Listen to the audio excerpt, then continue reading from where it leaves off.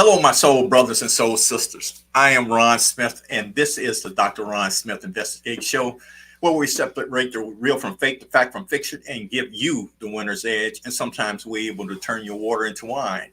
I am in season 2. This is episode number 20, and this might be my last show of the season. Maybe I might be coming back some new in a couple of weeks, but we're talking about the conversation I wish I had. And if more I talk about this, the more I hear other people hadn't had this conversation also. But today we're going to talk about the 3 most important relationships in your life.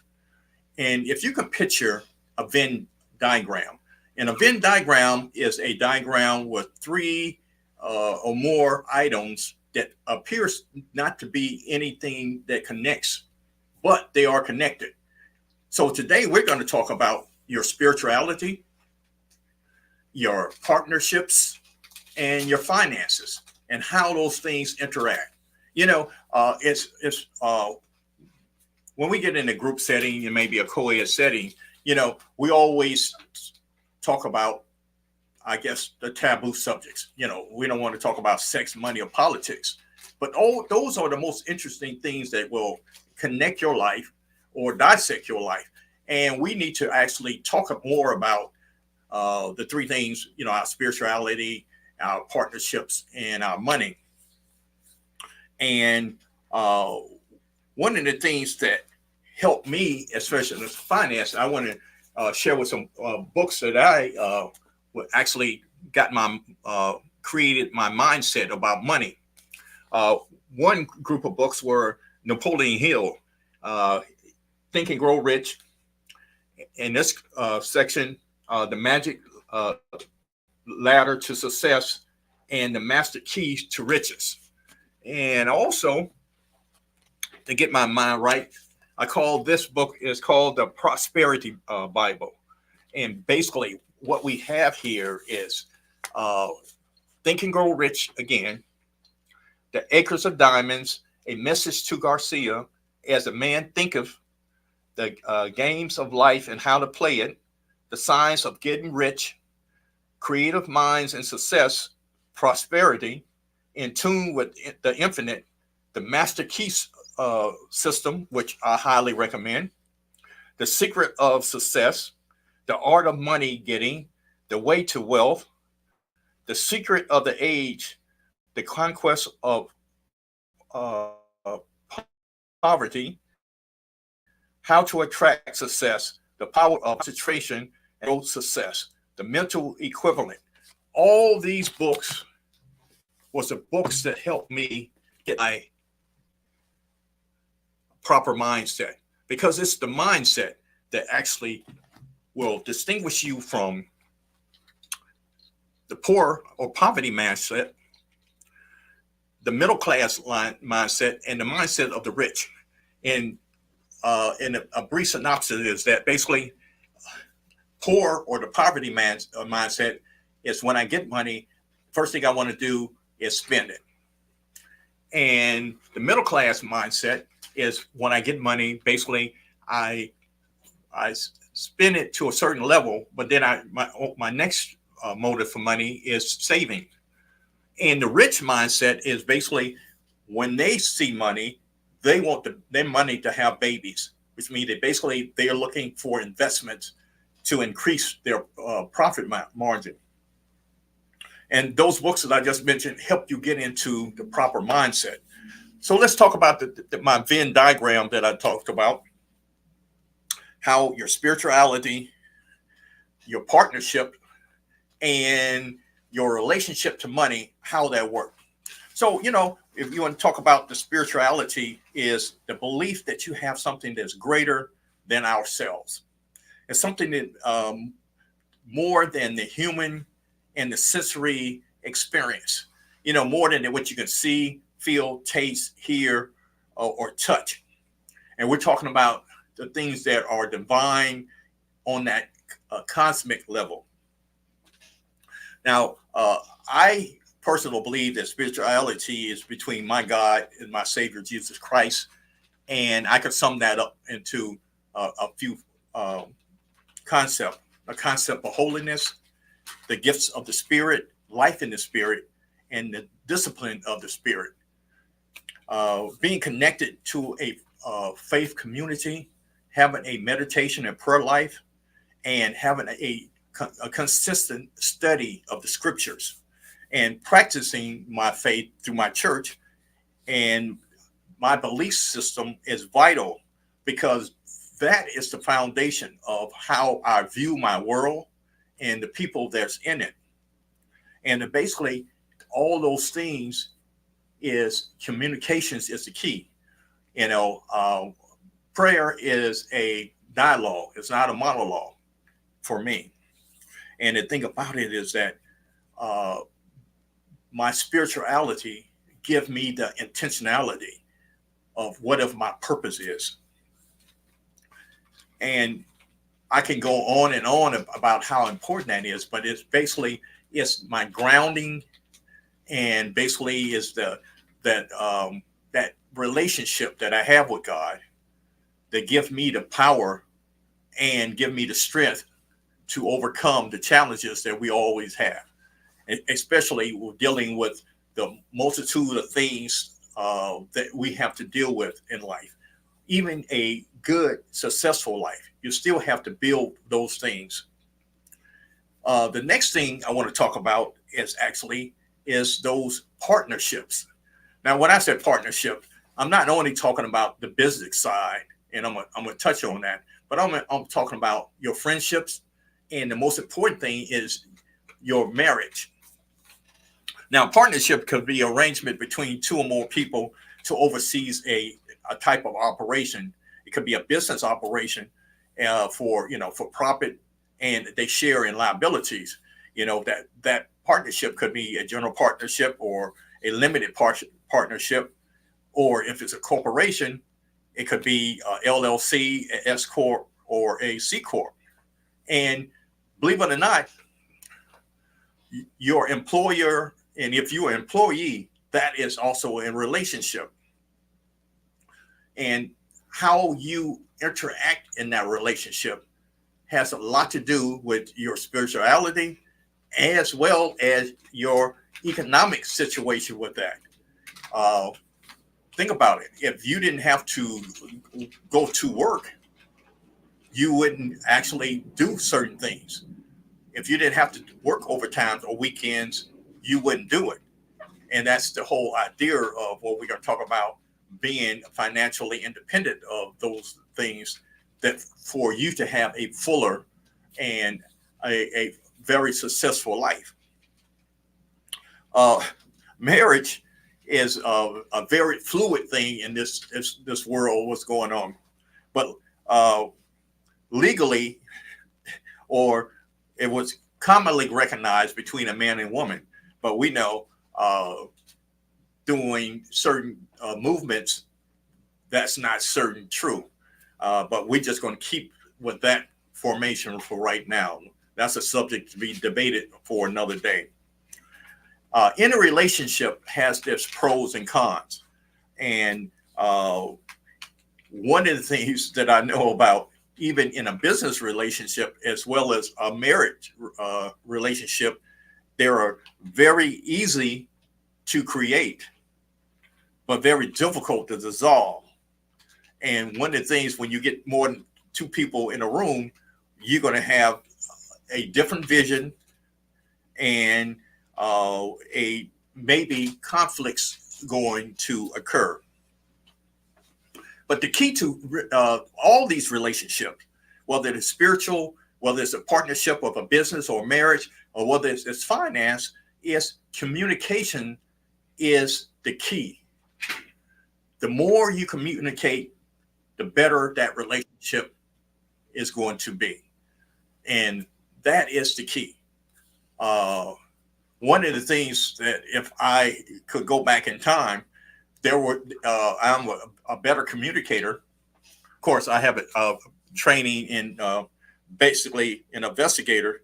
So some of the things that I would actually investigate, as far as even in my dating relationship, there's some questions I probably would have been asked that right now it might be it might be a taboo subject to talk about. And one of those things is, and this guy told me a long time ago, is basically, he said that if you're serious about a relationship, you need to meet the parents, whether that's the father or the mother, because basically that's who you actually are involved with anyway. You know, even me and my relationship is that basically from, all my habits are good, bad, and ugly, I'm bringing into that relationship. And oftentimes we don't have enough time, because we are have butterflies, and we got unicorns dancing around in our heads, and there's rainbows and butterflies flying around, and we all love, every time she opened her eyes, there were hearts reaching out to me. And I was running through the fields, floating, and all this stuff. I didn't think about that. Basically, that is the honeymoon. So, one thing about even a business relationship or a marriage is that it can multiply and add, or the downside of that, even partnerships dissolve, or marriages end up in being divorced, where assets are divided or they are subtracted. So if we don't have proper communications, even within ourselves, and I'm going to talk about that a little bit just before we hit our break, is that, and I talk about spirituality, partnerships, whether it's business relationships, or next thing is money. I did not realize how emotional interaction with money was until I actually digressed and actually figure out some things about me. Growing up in a single parent household, money was tight. Therefore, there was no discussion for really regarding savings or investing. It was more of a survival mode, which means basically I didn't have that environment where we're talked about having a emergency savings plan, which I'm going to talk about more in depth, or even investments or saving for retirement. During the time that during the time my mother and I really talked, we talked about getting a good education, getting a good job, and buying a house, getting married, have that 2.5 kids. And basically what she was projected to me was her version of what success was. And oftentimes when you hear of people, especially parents, they tell you what their projection or measure of success was. And we have to realize that basically from the 50s through the 70s, that view was being successful, because you could have worked on the job 20 years and got that gold watch, and basically that was your measure of success. So I got a question that I want to address when I get back on the next side. So we're going to take a quick commercial break. And I think Paulette asked me a question, and I'm going to address that when we get back.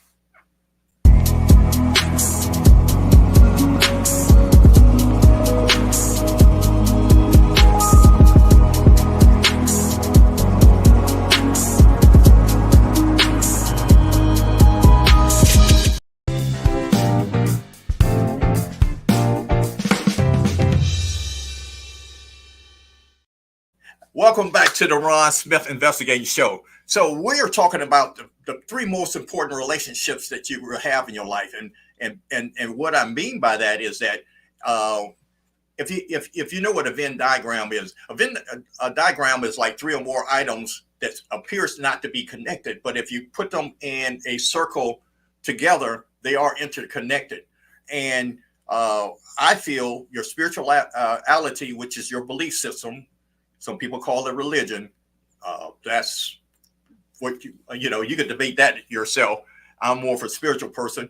Your partnerships, the people that you're going to join in with, and that could be a business relationship or that could be through marriage, and your finances, your money.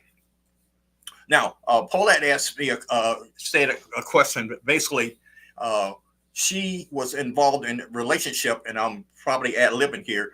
And basically, one of the key things she was discussing these three important issues, and she made a decision that basically she would not further this partnership because do some things that she found that wasn't compatible to what her vision was.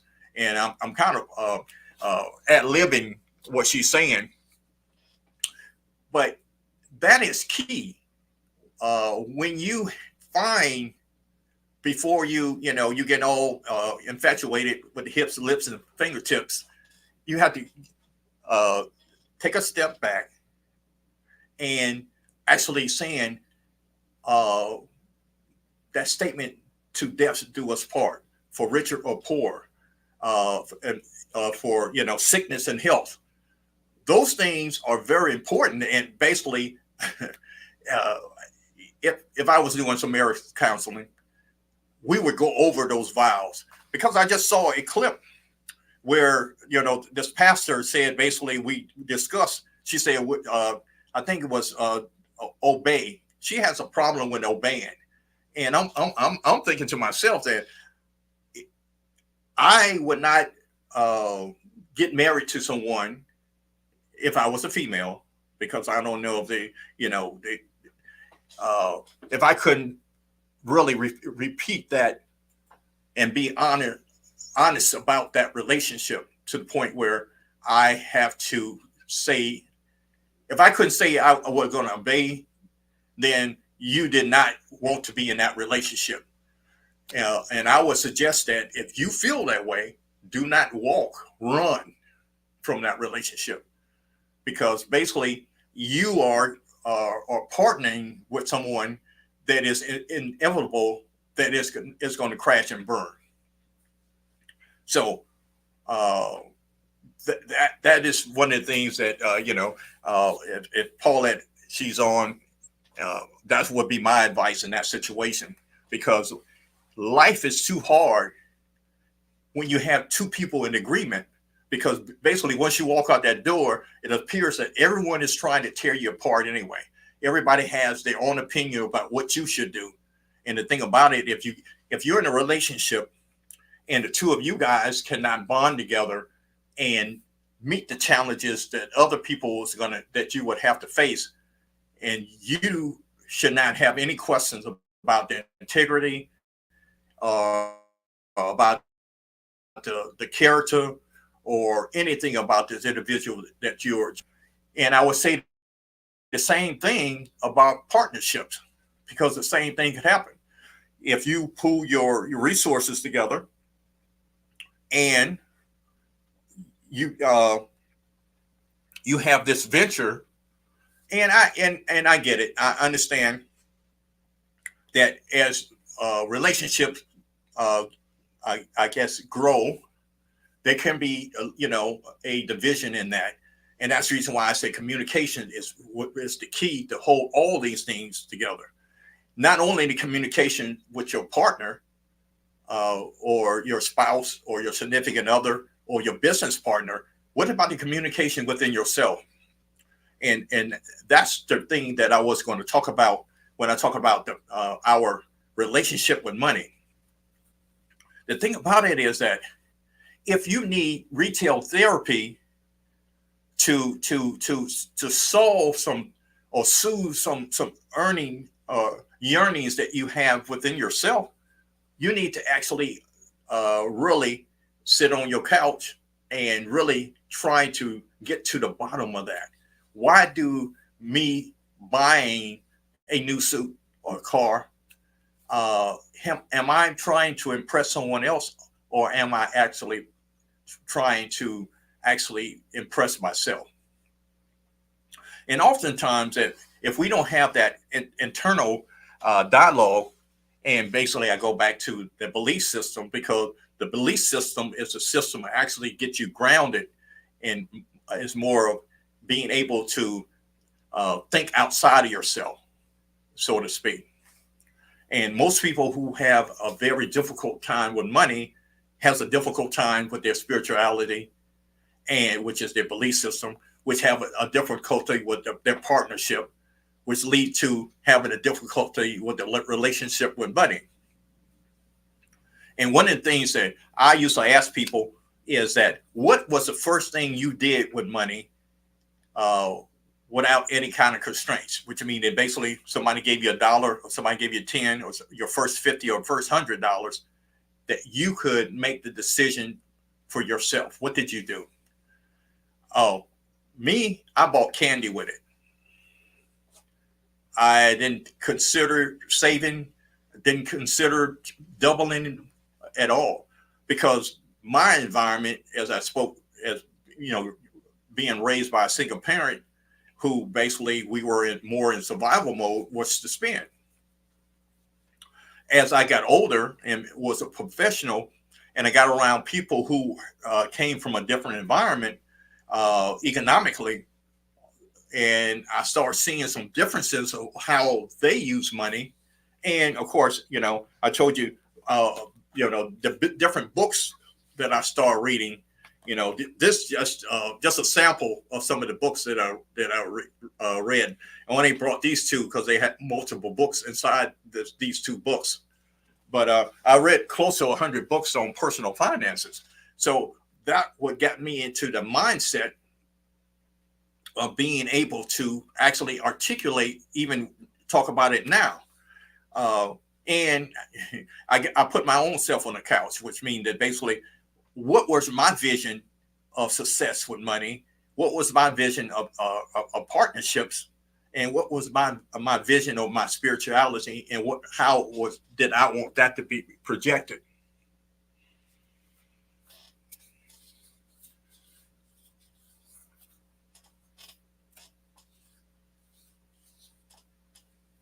Oh, I was trying to read one of the notes right quick, but I'm gonna have to address that at another time. And the thing about it is that you have to look at your environment. Well, what was your family vision, or how they relate to money, and particularly your parents, what was spoken, what was actually observed. And that is the way that we can overcome some issues. Okay, I'm going to address and use myself as an example. I overcame my, I would say, the spirit of poverty in my environment. It was due to lack, and it wasn't so much of a lack of resources. It was more lack of knowledge. So that's the reason why I started doing my own self-study and start picking up books. One of the books that really got me going prior to even starting this podcast was Think and Grow Rich by Robert Kiyosaki. And that started getting me back on track to my framework. And one of the things that I want to share with you is that it's not how you start, it's how you finish. And the thing about it is that we have a great opportunity right now. Even though I understand what inflation is, I understand what shrinkflation is, I understand, what the APR is right now, I understand all that. But here are some things that will make your situation better. Get your education. That means that basically, if you have to read, like I did, I read, over so many books. I said 100, but it's probably more than that over the last 10 years to get myself ready to actually be able to communicate with you. And whether you need to make a career choice or not, that is something else you might want to look at. But making sure yourself is a financial literate is the most important thing that you can do with this relationship that you're building. Well, I'm going to give you some quick hits right now before my time is running out, and I want to share these things with you. First of all, you need to find a high yield savings account because you need to start saving. $10, $20, $50, $100. You have to get in the habit of saving. Next, with that savings, you have to create you a emergency fund. I don't like to use the term emergency fund, but it's probably the best for me to explain why it's called that. It's called that because you're going to have a tire blowout. I know one of my friends just got a new set of tires last week that wasn't not in her budget, but she had to come up with that. So basically, you have to have that. Your hot water heater is going to go out. Your AC, especially the temperature that is right now, it might go on the fritz. All these little things, you need to be able to reach into an account and be able to pay for those things without going and messing up your budget that you already established, which means basically, let's start a budget. You have to understand what your income and your expenses are, which I call in short cash flow, cash flowing in and cash flowing out. You have to be able to do that. And the best way to do it, I like to write mine down on pen and paper. I know you can use it on your phone. I know you can do it on your laptop. That's just like, to me, the difference between $100 in cash or $100 that I have on my credit card. If I spend that cash, when I get that change back, that is real. But I use that credit card, that debit card, it's real. But then again, it don't hit me the same. It's almost immediately when you get that change back from the $100 bill, it just, the rest of it vanishes. The credit card, you might still want to use that credit card, and you know better, but you still might want to use that credit card because that's the difference between actually writing it down and actually having it in your hand. Starting investing. I'm personally, and I talked about this on several shows. If there is a 401k or you have the opportunity to do an IRA, I would say if you don't have anything else going, start, because you have to get in the habit of doing that. Now, in the next season, I'm going to tell you how you can actually make those things work for you. And I'll tell you the good, the bad, and the ugly, like I did a couple of episodes before, because those tools are just tools. It's not to save all. And we're getting more in depth in them, but it will get you started if you don't know what else to do. Pay off your high interest debt. That is one of the things you have to eliminate. Unfortunately, these credit cards has jumped into a situation where the APR has jumped, and even though this current administration is trying to address that issue, but right now they are really robbing us blind with that credit card thing. But try to get the lowest credit card if you can. But it's all start with being smart about it, which is setting a goal. And the acronym for SMART is being specific, measurable, achievable, realistic, and time dated. Let's see what you want to do first. Your goal is basically, hey, you want to start that emergency plan. Have a plan that I'm gonna put aside, $20 to $50 per month. And basically, I'm going to put it on. It's going to be automatic withdrawn, put it into a savings account. Now you got something specific. You got a measurable, and the $20 or $50 or $100 is achievable within your budget, and it's realistic. And you can say that I'm going to do it at starting the next payday. That is a realistic plan for starting your emergency fund. And the main thing about this whole thing is that once you start creating a plan for yourself, once you start taking control of the situation that you're in, you will feel better about yourself. And basically, you'll be surprised how your stress level will decrease. Because see, your health is also your wealth. See, here's the deal. If you worry about your bills, which means that's your past, that's how you worry about it. But you feel the anxiety about the bill that's coming up, that's the future. The only way that you can actually control that is in the presence, and basically setting out a plan of how you're going to eliminate some things and taking control of your finance, taking control of your relationships, taking control of your spirituality. All those things work together. You start feeling better about yourself.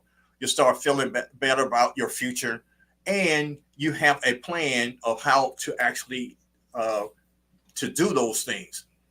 So the three most important things in your life that you have to take control of is your spirituality. That's your relationship with your God. And if you are in a relationship, make every attempt to communicate and open up, share your desire. And the best way to do that is if there is when there is nothing else on the agenda and everything is not in a emotional state, it's best to communicate that way. And as far as your finances, basically create the plan. So I appreciate all the time. I appreciate Paulette making some comments. Hopefully I have said something that will help everyone. And since this is my season 2, this is episode number 20, and I'm signing off for this season. Thank you for your time. Until next season, peace.